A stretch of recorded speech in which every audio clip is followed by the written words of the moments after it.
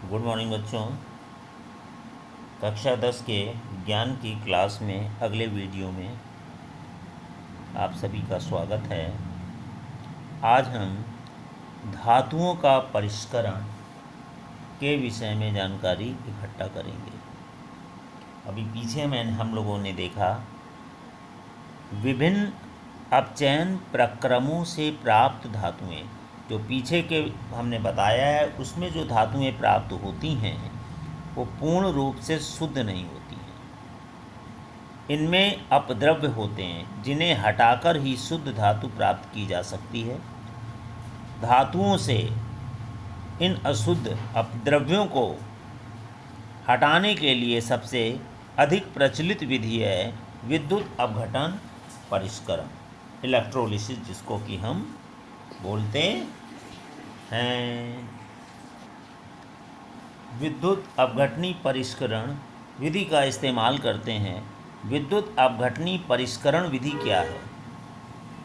इसमें आप जैसा कि चित्र में देख रहे हैं, एक चित्र बना है जिसमें एक बड़ा सा बीकर है, यहाँ पर बर्तन है।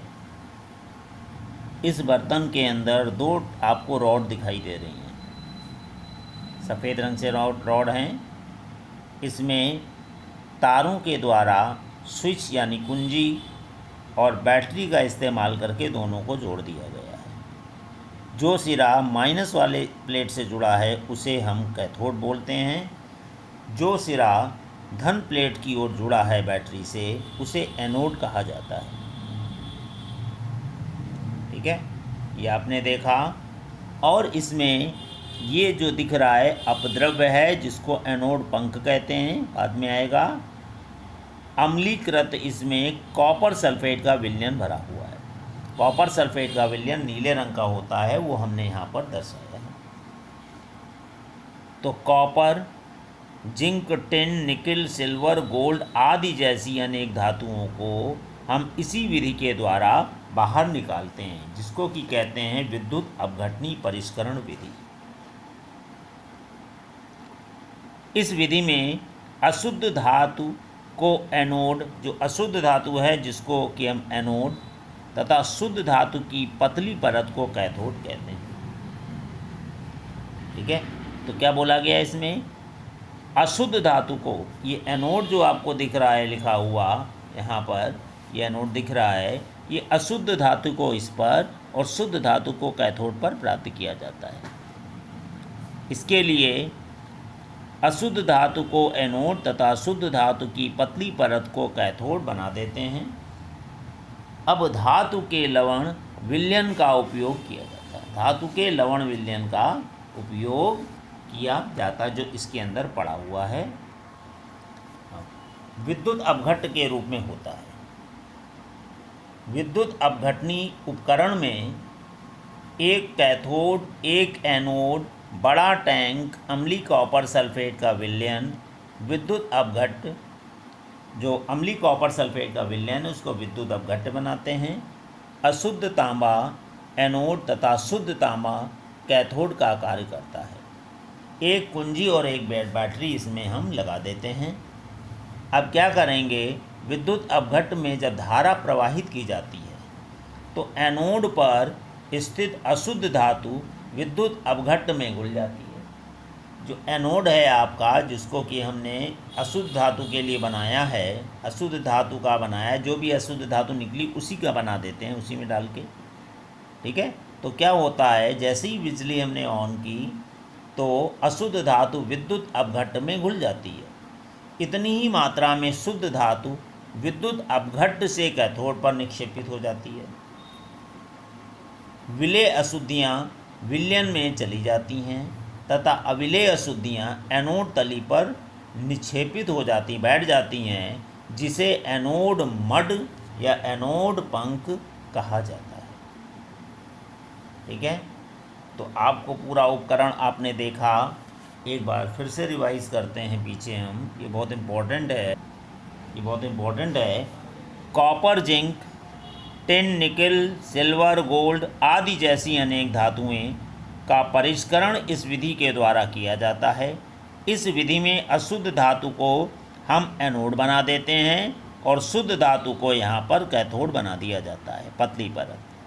और धातु के लवण विलयन का उपयोग हम विद्युत अपघट्ट के रूप में करते हैं। धातु का लवण विलयन कौन है यहाँ पर?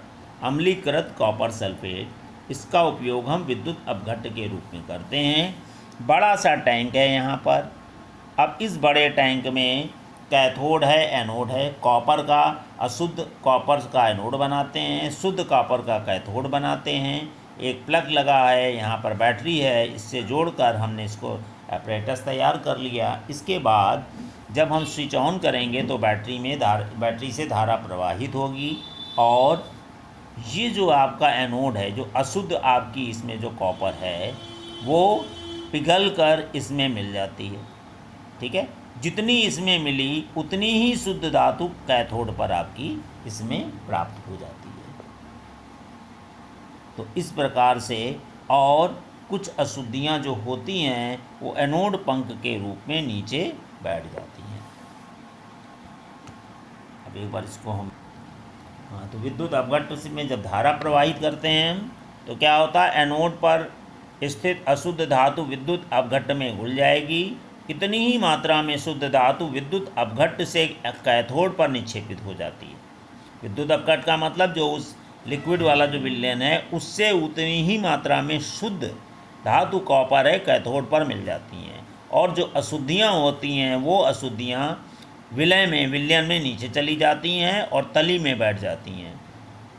अविलेय अशुद्धियाँ एनोड तली पर बैठ जाती हैं, जिसे एनोड मड कहा जाता है, या एनोड पंख भी इसको कहते हैं।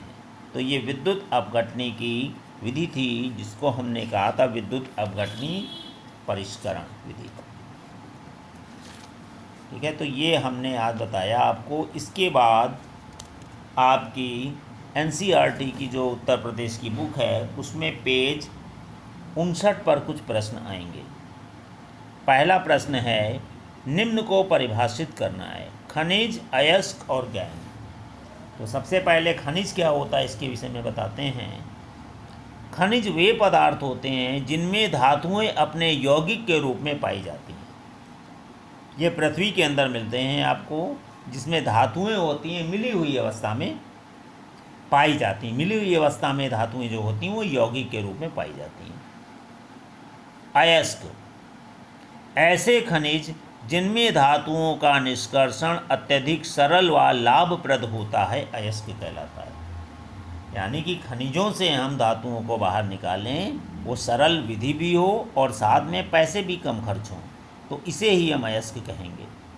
गैंग, खनिज पदार्थों में शुद्ध रूप से खनिज पदार्थ प्रकृति में शुद्ध रूप से प्राप्त नहीं होते हैं, उनमें कुछ अशुद्धियाँ उपस्थित होती हैं। इन अशुद्धियों को हम लोग गैंग का नाम देते हैं। दूसरा प्रश्न था, दो धातुओं के नाम बताएं जो प्रकृति में मुक्त अवस्था में पाए जाते हैं। तो उत्तर है पहला सोना यानी गोल्ड, और दूसरा है आपका प्लैटिनम। ये प्रश्न संख्या 2। आगे बढ़, तीसरा प्रश्न है, धातु को उसके ऑक्साइड से प्राप्त करने के लिए किस रासायनिक प्रक्रम का उपयोग किया जाता है। तो इसका उत्तर है, धातु को उसके ऑक्साइड से प्राप्त करने के लिए अपचयन विधि का उपयोग किया जाता है। ठीक है, इसके बाद अगला टॉपिक आएगा आपका संक्षारण। ठीक है, इसके विषय में अगले वीडियो में हम लोग अध्ययन करेंगे। आज यहीं तक रखते हैं, धन्यवाद।